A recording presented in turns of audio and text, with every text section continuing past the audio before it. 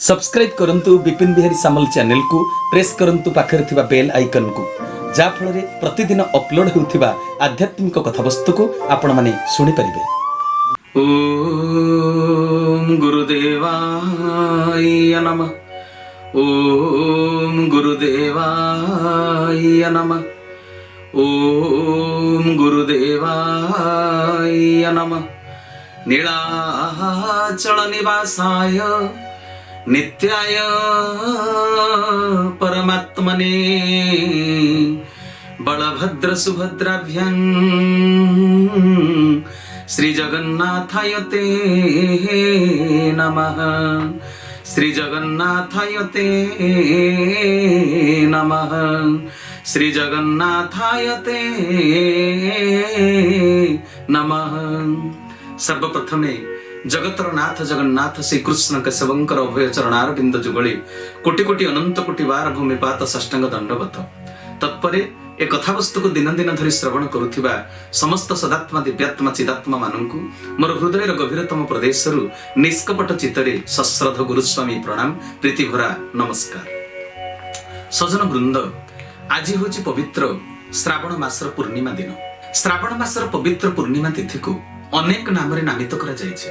गम्हा पूर्णिमा, राखी पूर्णिमा, बलदेव जयंती, स्नान पूर्णिमा इत्यादि अनेक नाम तार। ए पवित्र तिथिर महात्म्य संपर्क रे किछि आलोचना करिबा।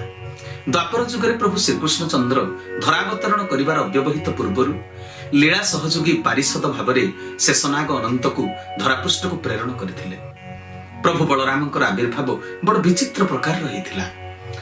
जन्म जन्म जुग जुग तपस्या करी भगत भगवान कृपा पाइबा पई योग्य विवेचित हुए, योग्यतम संतान साजे।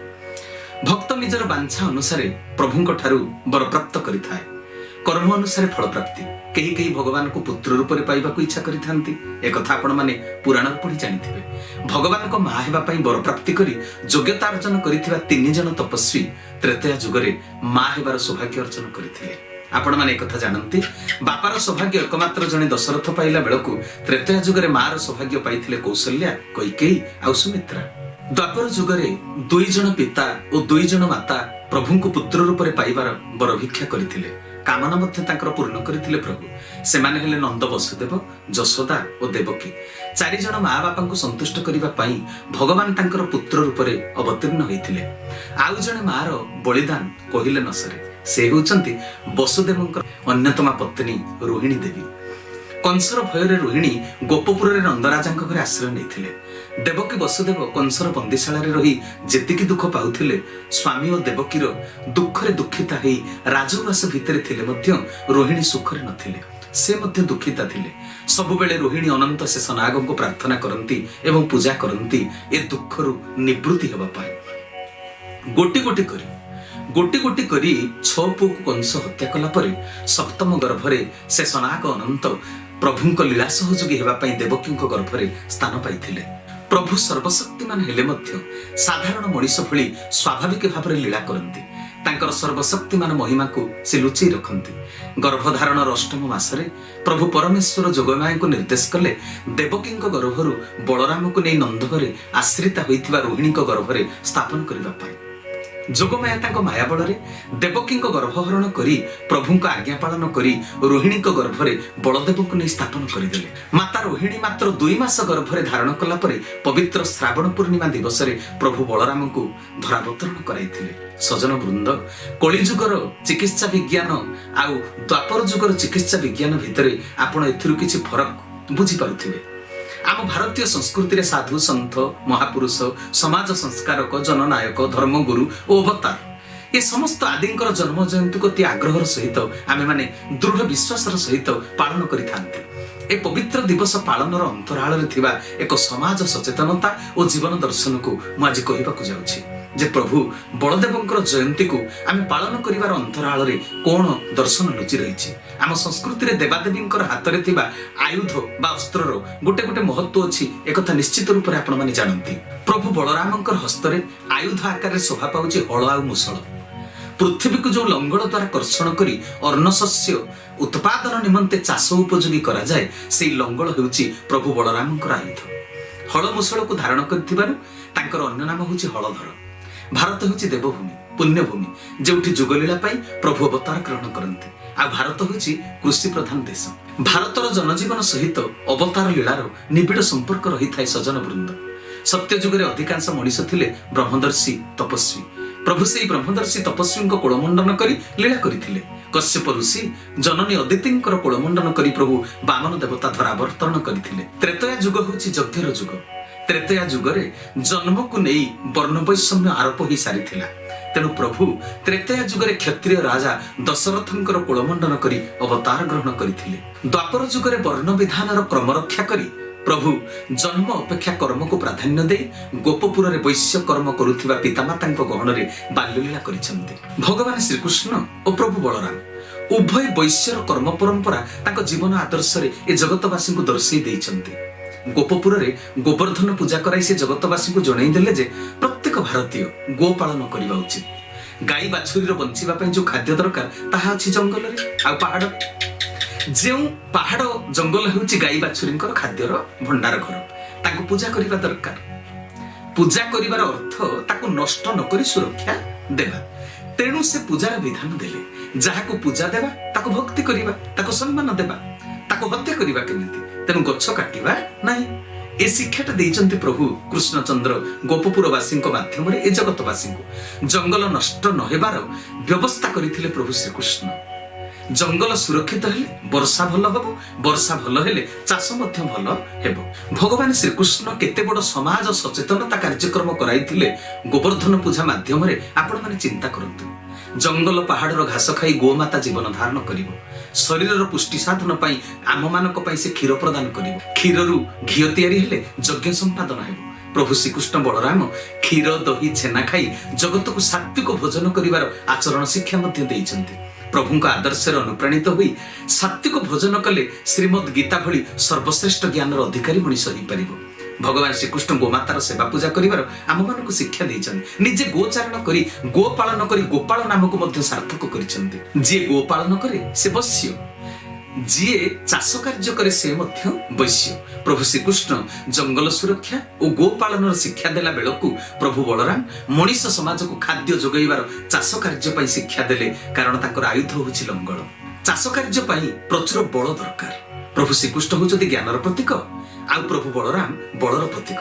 ଶରୀରରେ ବଳ ଆଉ କାନ୍ଧରେ ହଳ ବା ଲଙ୍ଗଳ। ଚାଷ ପାଇଁ ଲଙ୍ଗଳ ହେଉଛି ଯନ୍ତ୍ର। ଲଙ୍ଗଳକୁ ଟାଣିବ ବଳଦ।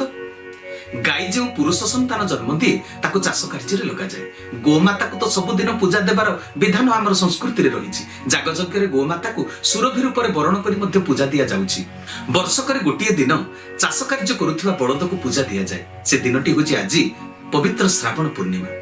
ଶ୍ରାବଣ ପୂର୍ଣ୍ଣିମା ଦିନ ବଳଦକୁ ବଳଦେବ ଜ୍ଞାନ କରି ଚାଷୀ ଭାଇମାନେ ତା ମୁଣ୍ଡରେ ରାକ୍ଷୀ ବାନ୍ଧି ଦିଅନ୍ତି, ସିନ୍ଦୁର ଲଗେଇ ପୂଜା ଅର୍ଚ୍ଚନା କରନ୍ତି। ଭଲ କଅଁଳିଆ ଘାସ ମଧ୍ୟ ତାକୁ ଖାଇବାକୁ ଦିଆଯାଏ। ବିରି ଚକୁଳି ପିଠା ମଧ୍ୟ ବଳଦକୁ ଖାଇବାକୁ ଦିଆଯାଏ। ଏ ପବିତ୍ର ଦିବସର ଆଉ ଗୋଟିଏ ମଧ୍ୟ ବିଶେଷତ୍ୱ ରହିଛି। ଗୋବିନ୍ଦଙ୍କ ସହ ବିବାଦ କରି ଇନ୍ଦ୍ର ଯେତେବେଳେ 7 ଦିନ ବର୍ଷା କରିଛନ୍ତି ଗୋପପୁରରେ, ନିଜର ଶକ୍ତି ସାମର୍ଥ୍ୟ ଦକ୍ଷତା ଗର୍ବ ଅହଙ୍କାର ଚୁନା ହେଇଗଲା ପରେ ଇନ୍ଦ୍ର ପ୍ରଭୁଙ୍କର ଶରଣାର୍ଥୀ ହେଇଛନ୍ତି। ପ୍ରଭୁ ଶ୍ରୀକୃଷ୍ଣଙ୍କୁ ନିଜର ପ୍ରଭୁ ବୋଲି ସ୍ୱୀକାର କରି ନିଜର ଅପରାଧ ପାଇଁ ଅନୁତପ୍ତ ହୋଇ ଆଖିରୁ ଲୁହ ମଧ୍ୟ ଝରାଇଛନ୍ତି।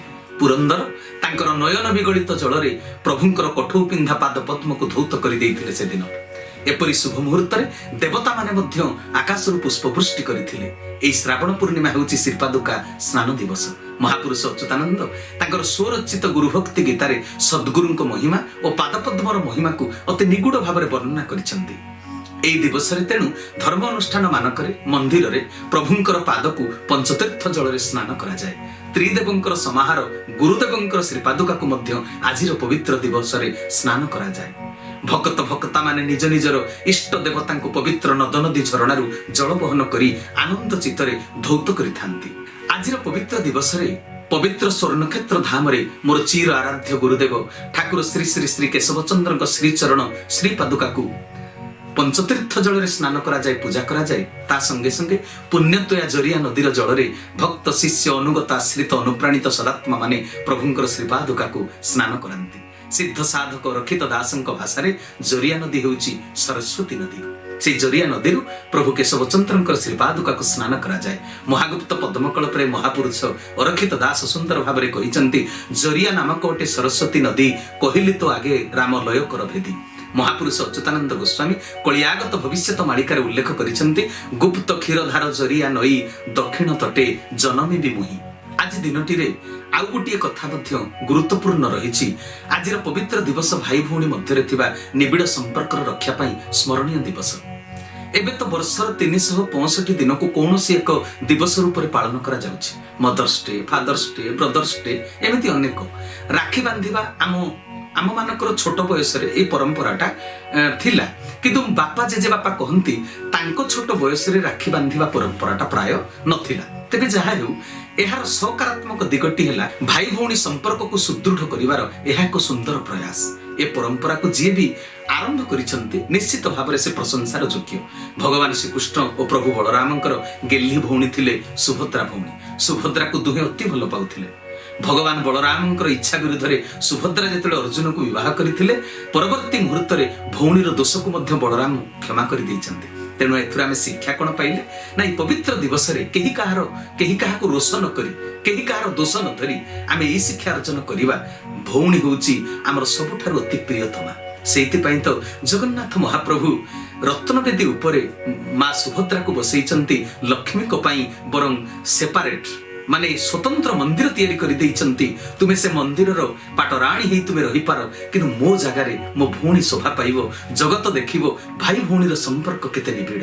तेबे आजिर कथावस्तु रे आपण बलदेव जयंतीर कथा, राखी पूर्णिमार कथा, भाई भौणी संपर्क कथा, ए कथारु जदि आपण माने किछि उपादेयता पाई परिथांती तेबे निश्चित रूप से ए कथा को अन्य मानको शेयर करिवे। समय अनुसार आजिर कथावस्तु केठी विश्राम देली। हरि ओम तत्सत, हरि ओम तत्सत, हरि ओम तत्सत। श्री केशवार्पणमस्तु, श्री केशवार्पणमस्तु, श्री केशवार्पणमस्तु। श्री केशव शरणम, श्री गुरुस्वामी शरणम, श्री चरमनाथ शरणम। समस्तंकु ए समय पई विदायकालीन सप्रेम गुरुस्वामी प्रणाम, प्रीति भरा नमस्कार।